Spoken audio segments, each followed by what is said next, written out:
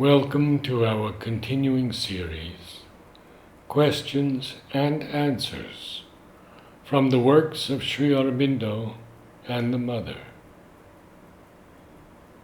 Cheerfulness, Part 2.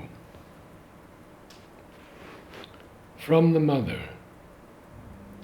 Mother has given us the message of the coreopsis, tickweed, as cheerfulness in work for the divine. Mother's comment: work for the divine, and you will feel an ineffable joy filling your being. And the yellow gaillardia, or blanket flower, mental cheerfulness. Mother's comment: it knows how to take delight in everything.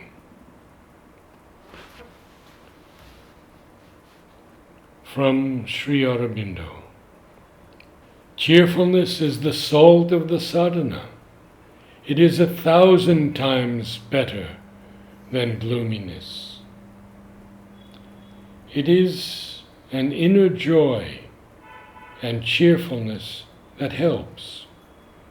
But this is merely a vital bubbling on the surface. It is all right in ordinary life, but in yoga, it merely expends the vital force for nothing. The cheerfulness is vital. I do not say that it should not be there, but there is a deeper cheerfulness, an inner sukhayasa, which is the spiritual condition of cheerfulness.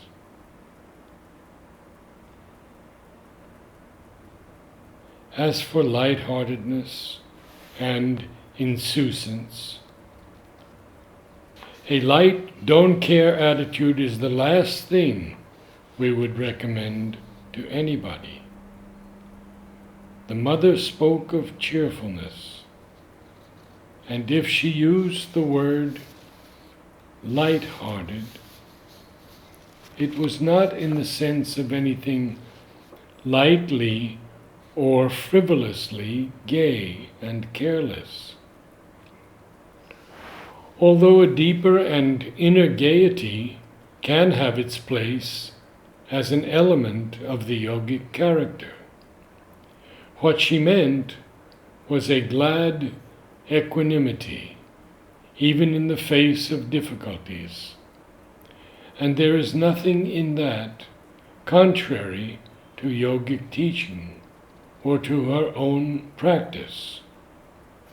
The vital nature on the surface, the depths of the true vital are different, is attached on the one side to a superficial mirth and enjoyment, on the other to sorrow and despair and gloom and tragedy.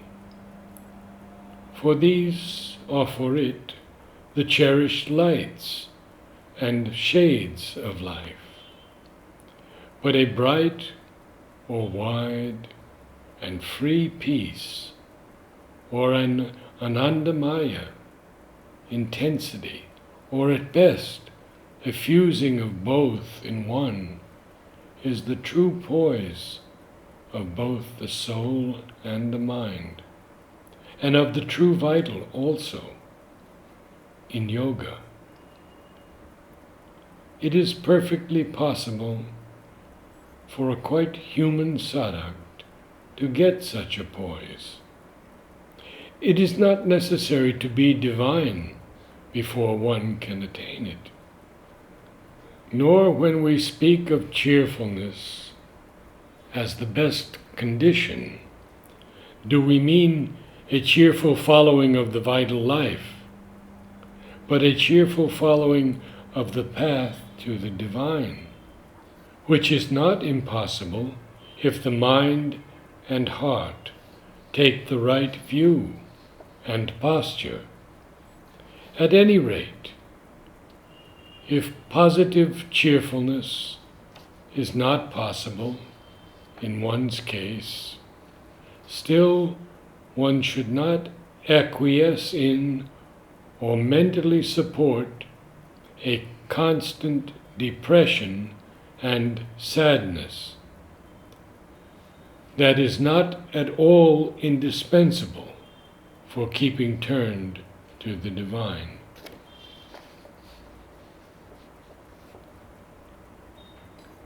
It is that cheerfulness that we want to be always there in you. It is the happiness of the psychic that has found its way, and whatever difficulties come, is sure that it will be led forward and reach the goal.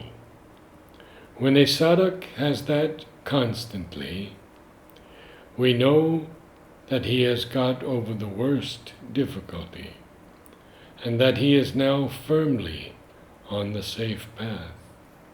To be always observing faults and wrong movements brings depression and discourages the faith. Turn your eyes more to the coming light and less to any immediate darkness. Faith, cheerfulness, confidence in the ultimate victory are the things that help.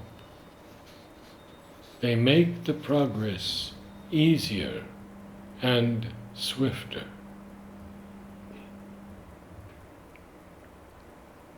Question. In my ambition to serve the Mother, I asked for work, but now I find that I am losing the joy and cheerfulness I was enjoying before. If you think my withdrawal from the work will bring me relief, kindly grant it.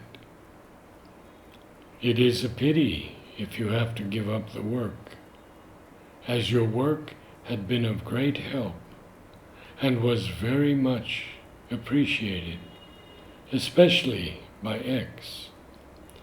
But if it comes in the way of the joy and cheerfulness which is necessary for the smooth inner progress, Mother cannot ask you to continue.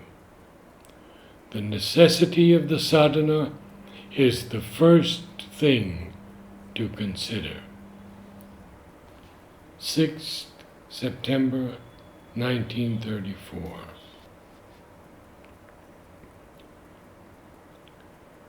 Don't be afraid of vital energy in work. Vital energy is an invaluable gift of God, without which nothing can be done.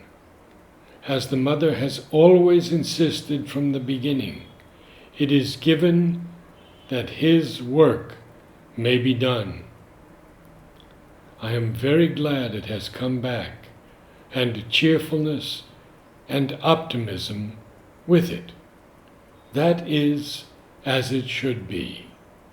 26th October 1936.